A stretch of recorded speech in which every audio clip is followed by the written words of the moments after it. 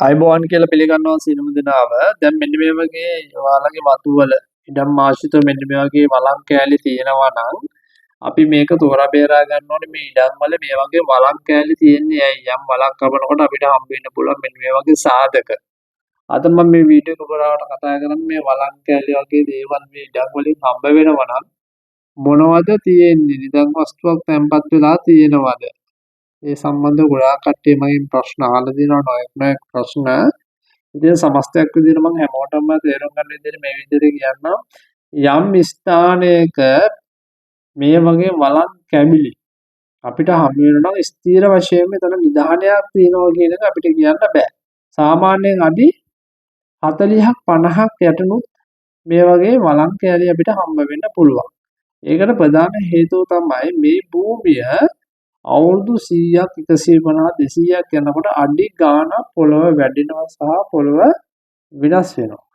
ඒ නිසා මීට අවුරුදු 10කට කලින් තියෙන පස නෙමෙයි තව අවුරුදු 10කින් පස්සේ බලනකොට තියෙන ඊට වඩා ගොඩක් කාදින වෙලා ගිහින් තියෙන්නත් පුළුවන්. එහෙම නැත්නම් ගොඩ වෙලා තියෙන්නත් පුළුවන්. මොකද ගස්වල ගස් කොළ ගහලා එහෙමත් මේ පොළව ටික ටික ඉස්සෙන්න පුළුවන්. මේ වගේ මහ වනාන්තරවල අපි දැන් මේ කැලේ තිබුණට මේ ස්ථානවල ජනාවාස ගෑන ප්‍රමාණයක් පිහිටලා තියෙනවා. අපේ ව්‍යවහාරයේ කියනවා අනුරාධපුරේ කුකුලෙක් නැග්ගහම වහලෙට කොළඹට වෙනකන් එන්න පුළුවන් බහින්න නැතුව. ඒ තරම් මේ ලොකු ජනතාවක් මේක ඉඳලා තින්නේ. ඒගොල්ලෝ පරිහරණය කරපු දේවල් අද පොළොවට අඩි ගාණක් යට මේ වළං කැවිලි දිලාපත් වෙන්නේ ඒවා කාලාන්තරයක් මේවා සදා පවතිනවා මේ පුරාවිද්‍යාත්මක සාධක විදිහට. ඉතින් මෑත භාගයේ කොටාගෙන යන මරංචි සලකුණක් තමයි දැන් ඔය දකින්නේ. ඔය මරංචි වලට රැවටෙන්න එපා. නිදන් සලකුණු තීන තැන්වල මේ වළං කැලි අහු වෙනවා. ඔව් නිදන් සලකුණු තීන තැන්වල වළං කැලි අහු වෙනවා. සමහරක් අවස්ථාවේදී පුද පූජා පවත්වන්න මේ වළං කැලි උපයෝගී කරගත් අවස්ථාවල ඒ වගේ තැන්වල තද්ද කළු පාටට වළං කැලි අහු වෙනවා. ඉතින් මේ පුද පූජා පවත්වන්න අඟුරු පුරුෂයන් වගේ ගත්තු අවස්ථාවල ඒ වගේ තැන්වලදී මේ නිදන් වස්තු තියෙන තැන්වල තමයි දාන්නේ. තව අවස්ථාවක් තියෙනවා නිදහනයක් තියෙන තැනක සත්තුන්ට හාරන්න බැරි වෙන. මෙන්න මේ වගේ තැනක සත්තුන්ට වටේ හාරන්න බැරි වෙන වළං කැබිලි දානවා. ඒක යම් තාක්ෂණයක් පාවිච්චි කරලා දාන්නේ අඟුරුත් එක්ක පුච්චලා තමයි මේ වළං කැබිලි දාන්නේ. අඟුරු කැබිලි එකතු කරලා. ඒතකොට අපි පස කළු පසක් වැලි වගේ පසක තමයි මේ කවලම් කරලා දාන්නේ. එතකොට මේක සත්තුන්ගෙන් ආදනයට සත්තුන්ට හාරන්න බැරි වෙන්න තමයි. ඒ වගේ අවස්ථා තියෙනවා. දැන් මේ පේන්නේ බුලත් කොලේ සලකුණක්. මේවා මොනවද තියෙන්නේ? තෙල් බෙහෙත් තමයි ගොඩක් තියෙන්නේ. මැණික් වර්ගයක් තියෙනවා. ඉතින් මේවා පොළු විනාශ කරන්න එපා. ඒ සලකුණු කඩන්න එපා. කැඩුවොත් අපිට මේ උරුමය ගන්න තියෙන අර දේශ ක්‍රමය නැති වෙලා යන නිසා සැහැණ වෙසක් මහන්සියක් තරන්න ඕනේ මේවා කල්ලා විනාශ කළා දැම්මොත් එහෙම මේ නැවතත් එහෙමයි තාක්ෂණය ගැන කතා කරමු. ඉතින් මේ තියෙන්නේ මොන්රාඩියේ මේ වෑනුත් අපිට මාර්ග සලකුණක් විදිහට තමයි මේ අපිට ගන්න පුළුවන්. කාගේ හරි වත්තක මෙන්න මේ සලකුණ තියෙනවා නම් මේක නිධානයකට යන නිදන් සලකුණක් නෙමෙයි මාර්ග සලකුණක්. මේ මාර්ග සලකුණ විනාශ කරගත්තොත් නිධානයට යන මාර්ගය නිකන් අර විනාශ කරලා දැම්මා වගේ තමයි. ඒ නිසා ඒව පරිසම් කරගත්තොත් Tamanට උරුම වස්තුව Tamanගේ පරම්පරාවකින් හරි උරුමයක් තියෙන දේවල් විනාශ කරන්න යන්න එපා. ගොඩාක් දෙනෙක් හිතන් ඉන්නේ නිදන් සලකුණ තියෙන තැන තමයි නිධානීය වස්තුවක් තියෙන්නේ කියලා. වස්තුවක් නෙමෙයි තියෙන්නේ මේ වගේ සලකුණු. දැන් මේ පොල් ගෙඩියක් තියන්නකො හිතන්න තැඹිලි ගෙඩියක් හිතන්නකො මේකේ මේ නැට්ටක් අපිට පොල් නැට්ටෙන් පෙන්නලා තියෙනවා වම් අත පැත්තට නිධානීය වස්තුව තියෙන පැත්ත. මොනවද මේවෙන් තියෙන්නේ? සාමාන්‍යයෙන් සලන් තියෙන පුළුවන් පිටිපස්ස සලන් මේ වෙනවා. ඔය නිදන් වස්තුවල වගේ සලන් තියෙන්න පුළුවන්. ගන්න දෙවි රූප තියෙන්න පුළුවන්. අම්බාර අපච්චිගේ රූප තියෙන්න පුළුවන්. පොළොව යටින් සාමාන්‍යයෙන් අඩි ප්‍රමාණයක් යටින් වගේ වස්තුව තියෙන්න පුළුවන්. එතකොට නිදන් වල මේ කාලේ මේ වකුගානේ ගොඩාක් වෙද්දු ඇවිල්ලා නිදන් අරන් දෙනවා. ඒ අරන් දෙන්නේ මොනවද? ඕගොල්ලව රවට්ටලා ඒගොල්ලෝ ගේන දේවල් දාලා අරන් දෙන්නේ. ඒ වගේ පරිස්සම් වෙන්න ඕටි ගණන් වලින් තමයි දොස් අරින්න ඔයාලගෙන් මුදල් ඉල්ලන්නේ. ඉතින් ගොඩක් අය රැවටෙන අවස්ථා තියෙනවා. රැවටුණාට පස්සේ තමයි අපේ වීඩියෝස් බලලා ඒව තේරුම් ගන්න. එතකොට පරක්කු වැඩි. ඉතින් මේ වගේම නිදන් වල තියෙනවා මේ සලම්. මේවා දේවාල භූමි වල තියුණු තැන්වල ඒවා සමහර තැන්වල එහෙමම තැන්පත් වෙලා තියෙනවා. ඉතින් ඔය අද කාලේ වෙනකොට මැෂින් වලට එහෙම නැතුනම කාලා බලනකොට මේ වගේ සාධක හම්බ වෙනවා. අපිට පොළොව යටින්. ඉතින් ඒවා නිදන් වස්තු ගණයට තමයි දේවාල වලින් එහෙම කියන්නේ. අතට මේවා නිදන් වස්තු නෙමෙයි. ඒවයි පරිහරණය කරලා ඉතුරු භාණ්ඩ යම් යම් ස්ථානවල පොළොව යට තැන්පත් වෙලා තියෙනවා. වැදිලාපත් වෙන්න පුළුවන් සමහරු ඒවා ඔය ගල් පෙට්ටි වල දාලා තැන්පත් කරලා තියන්න පුළුවන්. සමහරුන් එහෙම සිහි වටනයක් විදිහට සිහි වෙන්න. ඉතින් ඒවා ඇත්තටම සමහරක වටින්නේ නැති වෙන්නම පුළුවන් ගොඩක් ඒවා වටින්නේ නැහැ. යම් උතුම් කෙනෙක් විදිහට අපි කරු කරන කෙනෙක් මරුණොත් එයාගේ ආපරණ ටික යම් ගල් පෙට්ටියක දාලා තැන්පත් කිරීමක් කරනවා. ඒකට ඒක තඹ ලෝහයෙන් හදලා වෙන්න පුළුවන්. ඒකට ඒක ලෝහයේ වටිනාකම විතරයි කිසිම මිලක වටිනාකමක් එන්නේ නැහැ. මොකද ඒවා හරියට ගරුත්වයක් හැටියට තැන්පත් කරපුවා තියෙනවා. නිදන් කුවට සෑම දෙයක්ම වටිනාකමක් තියෙනවා තියෙන්න පුළුවන්. මැණික් තැන්පත් කරාම බිං විදුරු ගණයට අයිති මැණික් වර්ග තැන්පත් කරනවා. මොකද ඒ කාලෙත් මේ මැණික් වර්ග හඳුනා ගැනීමේ හැකියාව නැහැ. ලස්සනට බිං විදුරු කියන්නේ හොඳ මැණික් වර්ගයේ කාෂාණය වගේ හොඳම මැණික් වර්ගයක් වගේමයි. තැන්පත් කරාම මේ අද කාලේ හම්බුනට ඒවා වටින්නේ නැහැ. ඉතින් ඒක නිසා ඒව උපයෝගී කරගෙන තමයි අද මරංචිකාරයෝ මැණික් වගේ දේවල් ගෙනල්ලා දාලා මිනිස්සුන් රවට්ටන්නේ. මේ හරියට පිළිගන්න යන්න එපා. කවුරු හරි වස්තුවක් පෙන්නන නිදන් වස්තුවක් කියලා ඒක නිදන් වස්තුවක් කියලා රැවටෙන්න යන්න එපා.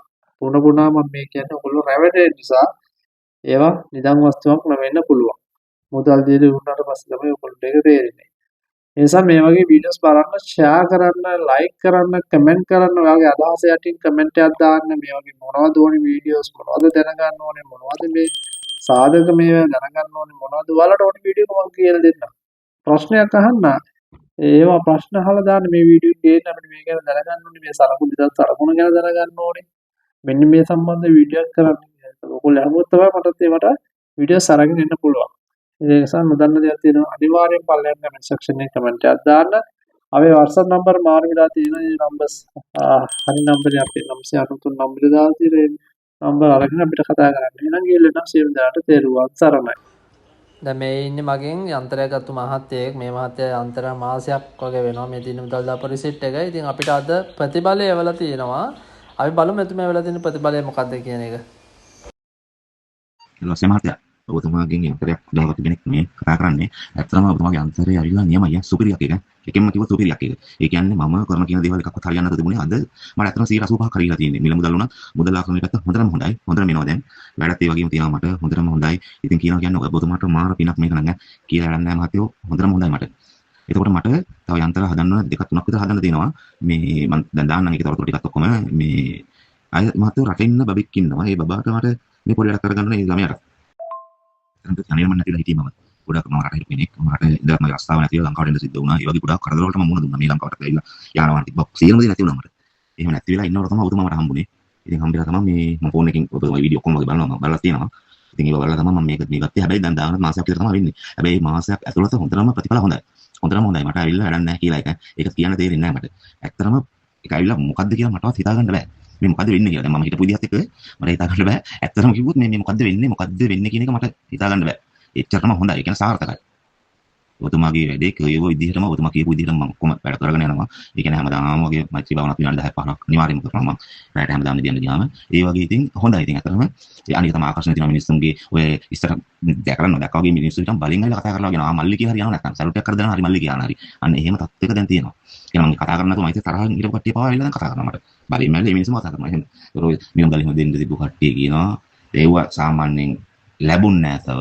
ඒවත් ඒ කට්ටිය කියනවා මල්ලි දෙන්නම් අනිවාර්යයෙන්ම දෙනවට ගානක් දෙන්න දෙනවා මම ඒව දෙන්නම් කියලා. එහෙම හරි කියලා යනවා වචනයකට. නැත්නම් ආක බලන්න ගිය මිනිස්සු තරහ වෙලා වගේ හිටපු මිනිස්සු අද ඇවිල්ලා කතා කරලා යනවා.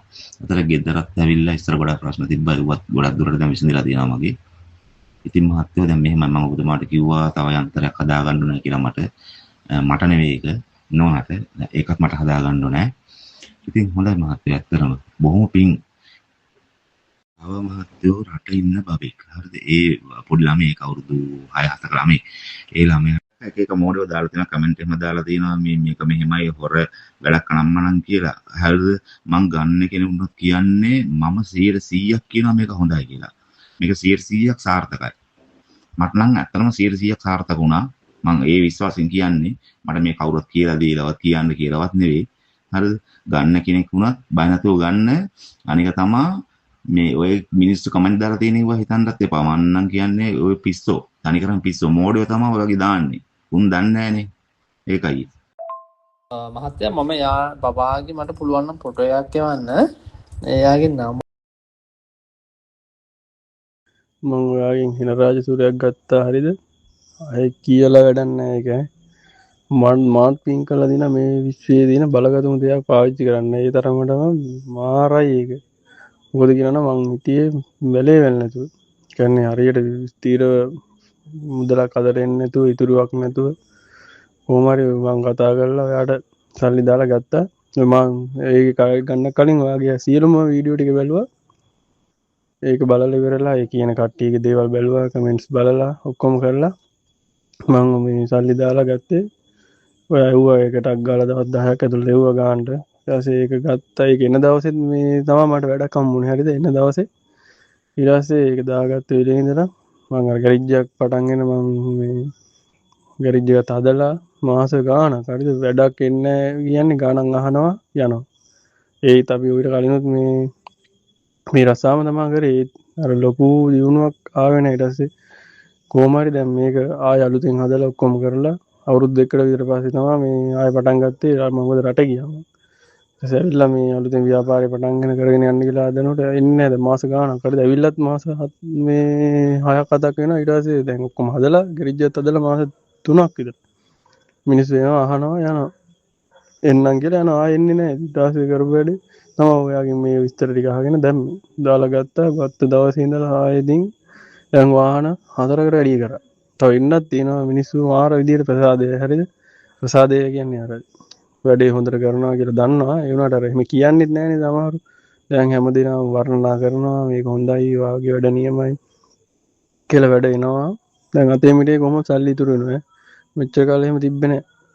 මොකද මේ ගන්න එක ඉඳලා ඉල්ල වැඩක් වෙනවා සතියක් ඊට පස්සේ ඔය කුළුයි වැඩේටම් කරාම එහෙම කරලා ඉතින් දන්නේ නැද්ද ඉතින් මොකද්ද ඉතින් ගන්නවා වියදම් වෙනවා කියන්නේ ඉතුරුවන්නේ නැහැ ඒකත් එක දවස් දෙකක් තුනක් එක දිගට වැඩ දිනවා ආයේ සතියක් විතර නැහැ සතියක් දෙකක් නැහැ ඔහොම ඉතින් ඔහොම ඉන්නත් බෑනේ පිරිමිහෙක් කියලා නිකන් ඔහෙ ඉන්නත් බෑනේ ඉතින් මම අනික මං දන්න රස්සාව කරන්නත් ඕනේ බැරිම තැන ඉතින් එක එක කුලිය වැඩ හැමදේම කරන්න ගියා කරලා නැත්තේ නෑ කරලා තිනවා ඒ වුණාට ඉතින් අර රට ඉදලත් ඇවිල්ලා ආයේ නිකන් මේ දෙක පාට මේ හිඟන්නා වගේ වෙන්න වැටෙන්නේ දෙකුත් නැහැ නේද ඉතින් රෙස්පෙක්ට් එකක් තියෙන්න ඕනේ මිනිහෙක් වුණාම ඒකක් තියෙන්න බෑ කොහමරි වොන් දැන් හැදීගෙන යනවා දැන් දවස් 25ක් විතර වෙනවා මේ දැන් නම් වැඩ ටික හැදීගෙන යන එකක් කර එකක් එනවා මේ එතකොට ආදායමත් හොඳයි බලමු තව ඉස්සරහට තව දාගෙන මෛත්‍රී භාවනාව ඒ කියන විදිහට කරගෙන යනවා තව ඉස්සරහට ලැබෙයි කියලා මම ඉන්න රාජ්‍ය වගේම රාජතරංග ඉන්නේ තුවාගෙන දැන් මේ සල්ලි දාලා තින්නේ ඒක ඔයාලට දැම්මා